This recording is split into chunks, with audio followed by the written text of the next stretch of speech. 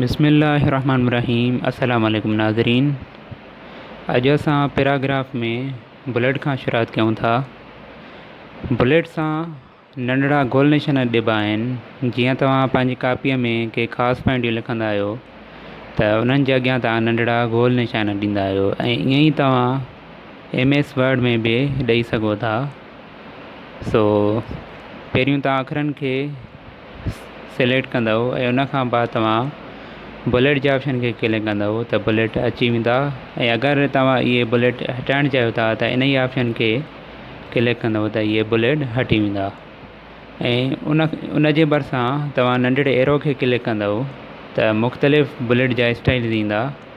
हिते तव्हां को बि स्टाइल ॾेई सघो था ऐं इन्हनि सां बुलेट खे ख़तमु कबो आहे। ऐं ॿियो तव्हां नंबरिंग बि ॾेई सघो था। जीअं ई तव्हां नंबरिंग जे ऑप्शन खे क्लिक कंदव त नंबरनि जी लिस्ट ईंदी। ऐं अगरि तव्हां इहे हटाइणु चाहींदव त साॻियो ई तव्हां नंबरिंग जे ऑप्शन खे क्लिक कंदव त इहे नंबर हटिजी वेंदा। ऐं उन जे भरिसां नंढड़े एरो खे क्लिक कंदव त मुख़्तलिफ़ नंबर जा स्टाइल ईंदा। हिते तव्हां पंहिंजी मर्ज़ीअ सां को बि स्टाइल ॾेई सघो था ऐं हिननि सां नंबरिंग खे ख़तमु कबो आहे। ऐं हाणे असां जेको आहे त डिक्रीज़ इंडेंट ऐं इंक्रीज़ इंडेंट सिखूं था।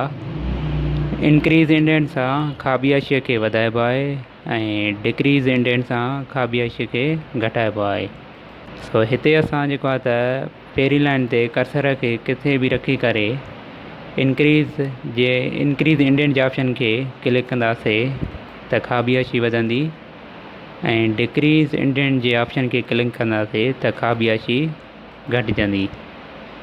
अगरि तव्हां जेको आहे त सॼनि अखरनि जी हाशी वधाइणु चाहियो था त सॼनि अखरनि खे सिलेक्ट करे इंक्रीज़ इंडेंट कंदव त खाॿी वधंदी, ऐं डिक्रीज़ इंडेंट कंदव त सॼनि अखरनि जी खाॿी घटिजंदी। ऐं हाणे असां शेडिंग जो ऑप्शन सिखूं था। शेडिंग सां अखरनि खे पोयां कलर ॾिबो आहे, यानी बैकग्राउंड कलर। ऐं उनखां अलावा टेबल जा जेके सेल्स थींदा आहिनि उन्हनि खे बि कलर कबो आहे। असां हिते अखरनि खे कलर कयूं था, बाद में टेबल बि सिखंदासीं। उहे इंसर्ट जे जेको आहे त टैब में आहे टेबल।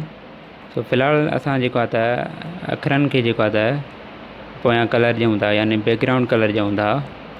ऐं शेडिंग जे भरिसां नंढड़े एरो खे क्लिक कयूं था त मुख़्तलिफ़ कलर जी लिस्ट ईंदी।